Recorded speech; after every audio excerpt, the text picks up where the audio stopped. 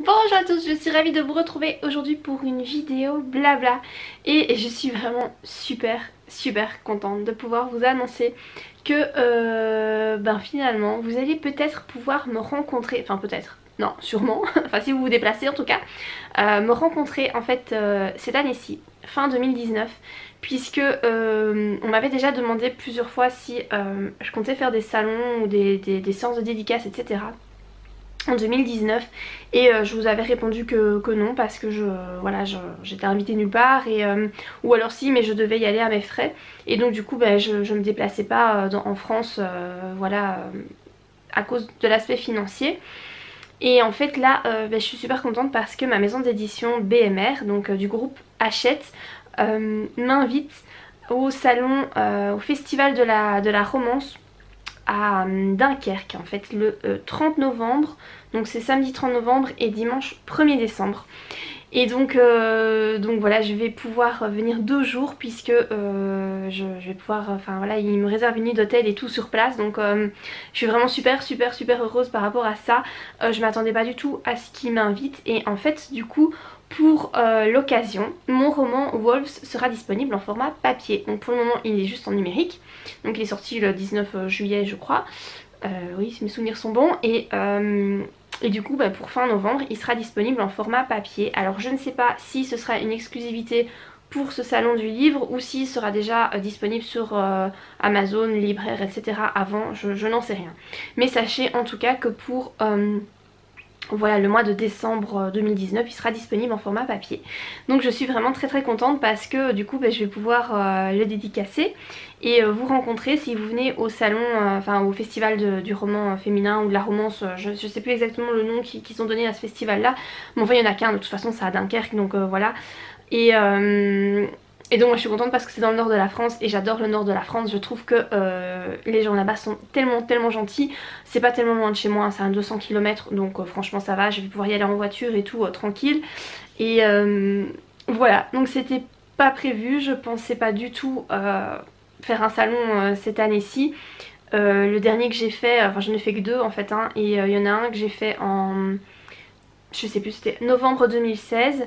Et l'autre c'était en mars 2017, c'était le salon du livre à Paris. Et c'est tout ce que j'ai fait en fait. Et voilà, c'est une très bonne surprise. C'est une nouvelle à laquelle je m'attendais pas du tout, mais ça me fait trop plaisir de pouvoir vous rencontrer. J'espère que je pourrai quand même voir pas mal d'entre vous. Ce serait vraiment cool que vous veniez et voilà, et qu'on puisse un peu parler, faire des photos, etc. Moi j'en serais vraiment très contente. Donc n'hésitez pas à me dire en commentaire si vous comptiez venir à ce festival. Et voilà, si c'est le cas, n'hésitez pas à venir me faire un petit coucou. Donc je voulais aussi vous parler de ma dernière lecture que j'ai terminée. Et donc c'est le livre de Armel Job, ou Job, je sais pas comment on dit, c'est un écrivain belge. Donc son roman c'est le dernier qu'il a écrit, donc ça s'appelle Une drôle de fille. Et donc j'ai lu, je voulais le lire en fait parce que c'est un écrivain belge, voilà, et que je connais très peu d'écrivains belges. Je pense j'en ai lu 2. Amélie Nothomb que j'aime pas du tout, et Jacqueline Hartmann que elle par contre j'aime énormément ses livres, vraiment énormément. C'est très psychologique hein, ses livres, mais j'aime beaucoup. Et donc du coup j'avais envie de découvrir cet auteur là, puisque visiblement il a eu plein de distinctions, enfin voilà, c'est quelqu'un de reconnu dans le monde de la littérature. Mais personnellement je le connaissais pas, donc voilà. Et en fait son roman se déroule en Belgique, donc ça j'ai trouvé que c'était vraiment très chouette. Je pense que c'est plus vers la région liégeoise. Et du coup dans son roman il utilise pas mal de belgicismes, des expressions belges, des plats belges, des trucs vraiment qu'on retrouve uniquement en Belgique. Et ça moi j'aime bien puisque forcément je suis belge donc ça me parle.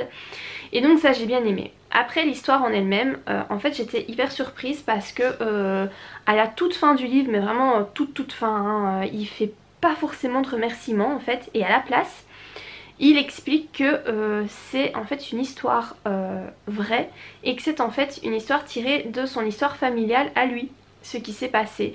Donc il a interrogé, je crois que c'est un oncle à lui, pour qu'il lui raconte ses souvenirs, etc. par rapport à cette histoire avec cette fameuse fille, une drôle de fille, donc ça parle d'une personne en particulier. Et sur base des souvenirs qu'on lui a racontés, il a tissé voilà, une histoire autour de ça. Donc forcément tout ce qui est parole des personnes et tout, les dialogues, ça fait partie de l'histoire, donc on ne sait pas si c'est vraiment... Les gens n'ont certainement pas dit ça puisque lui n'était pas présent quand l'histoire s'est déroulée, mais en tout cas c'est tiré de faits réels, c'est tiré d'une histoire de l'histoire de sa famille. Et ça je savais pas du tout parce que moi je lis pas de romans autobiographiques, enfin là c'est pas autobiographique, c'est juste biographique, mais je sais même pas si on peut dire que c'est biographique parce que c'est vraiment... l'histoire se cantonne à une certaine période de la vie de certaines personnes dans sa famille. Et je sais pas trop comment on peut qualifier ce genre de roman en fait. C'est la première fois que je lisais ce genre d'histoire. Et toutes ces personnes en fait qui sont concernées par l'histoire, il y en a que, je crois qu'il y en a une qui est toujours vivante, mais à laquelle il ne parle plus.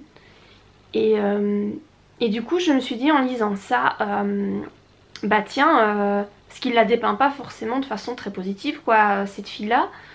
Je me dis tiens, est-ce qu'elle pourrait pas se retourner contre lui pour ce qu'il a écrit.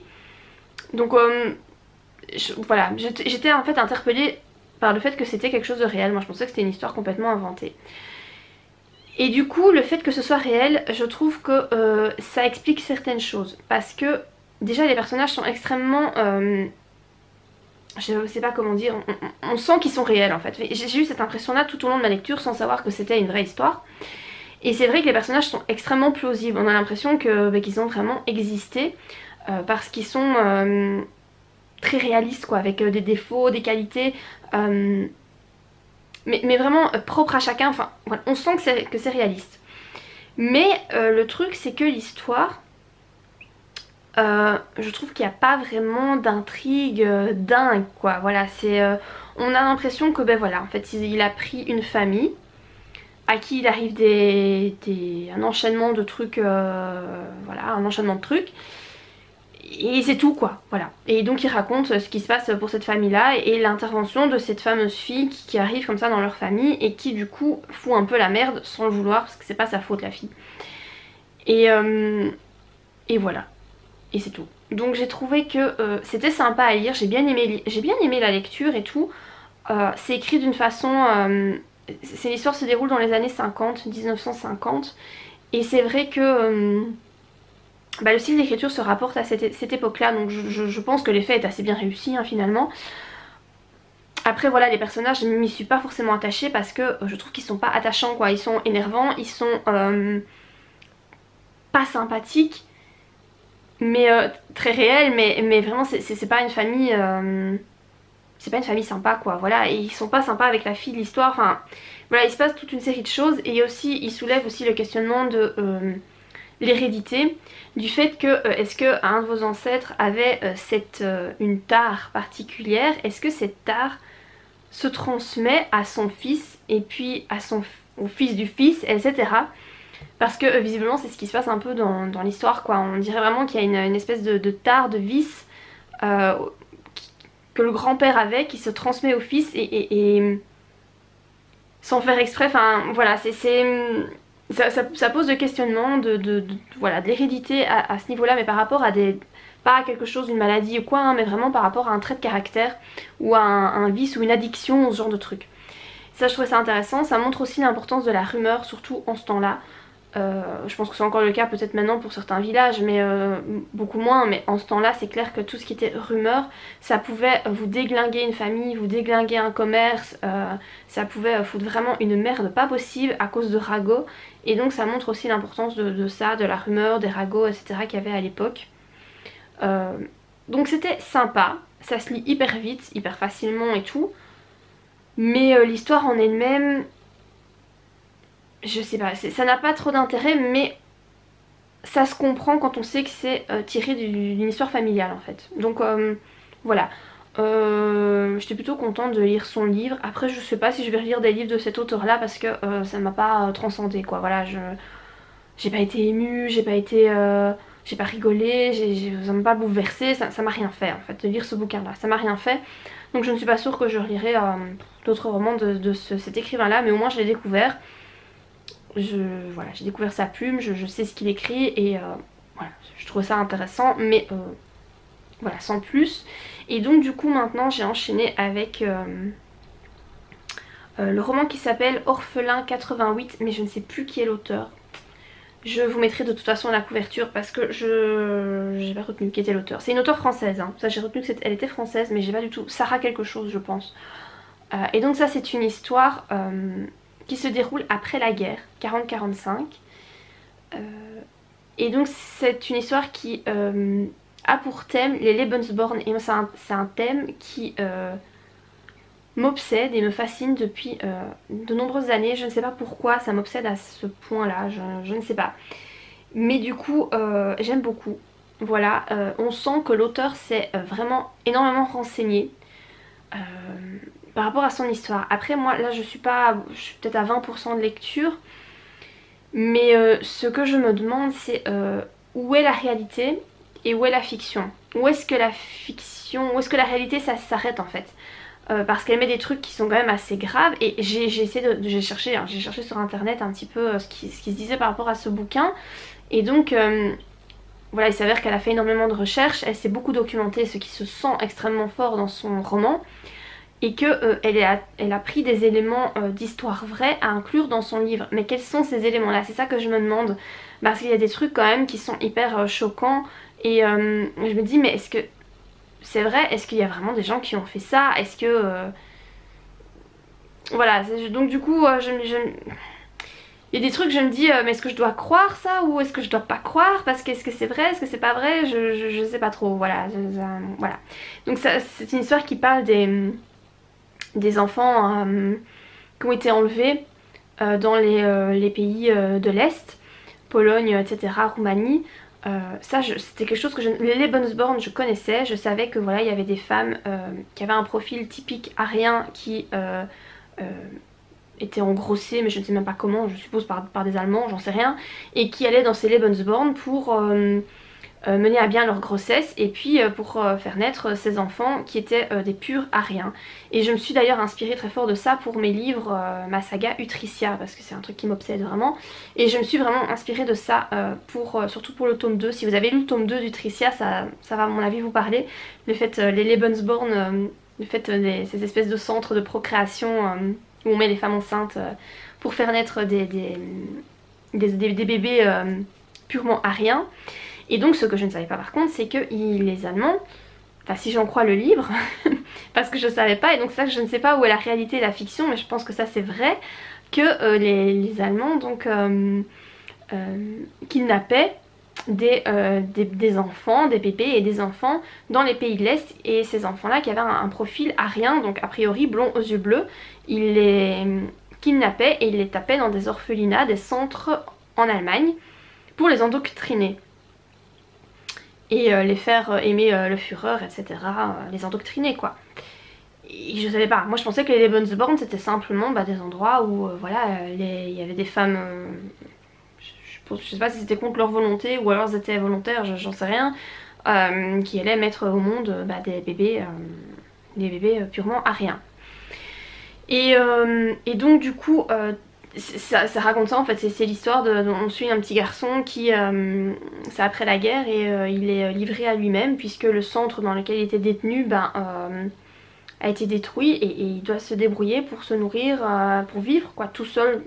Après la guerre, il n'y a plus rien en Allemagne, voilà, le pays est sans dessus dessous et donc du coup il va être recueilli par des Américains et mis dans un centre, un nouveau centre donc qui recueille tous ces pauvres petits orphelins de guerre quoi, voilà. Et donc on essaie de leur retrouver leurs parents, leur famille, s'il y en a encore, s'il y en a plein qui viennent de Pologne, etc. Beaucoup de juifs et compagnie. Et lui en fait le truc c'est qu'il a perdu la mémoire, il ne sait pas qui il est. Pour lui, ses souvenirs commencent uniquement lorsqu'il est dans le Lebensborn. Et donc il parle allemand, il ne se souvient même plus de sa langue maternelle qui est le polonais, voilà, il ne se souvient plus rien. Donc bref, voilà l'histoire. Donc c'est glauque, c'est pas marrant, c'est triste, c'est effrayant, enfin effrayant dans le sens ça fait pas peur mais c'est répugnant quoi, enfin voilà c'est révoltant, voilà. Le terme c'est révoltant.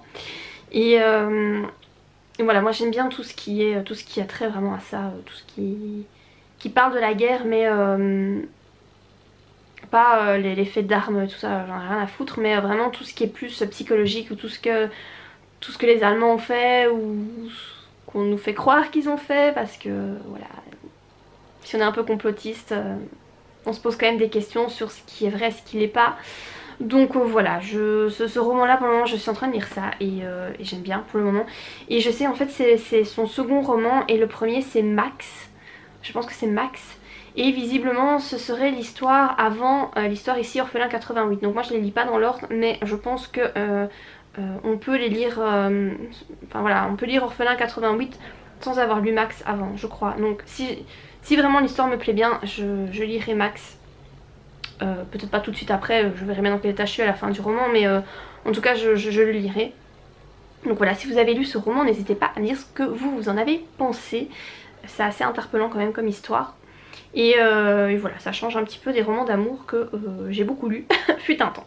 Donc voilà par rapport à cette vidéo blabla, elle aurait été plus courte que d'habitude, mais bon voilà, comme ça pour une fois vous aurez un format un peu moins long hein, pour ceux qui préfèrent des vidéos plus courtes. J'espère que l'annonce que je vous ai faite en début de vidéo, donc qu'on va pouvoir se rencontrer, eh bien vous fait plaisir. N'hésitez surtout pas à me dire en commentaire si vous serez présent bah voilà, au festival du roman, de la romance à Dunkerque. Si vous avez aimé cette vidéo comme d'habitude, n'oubliez pas de la liker et moi je vous dis à très bientôt pour de prochaines vidéos. Bye!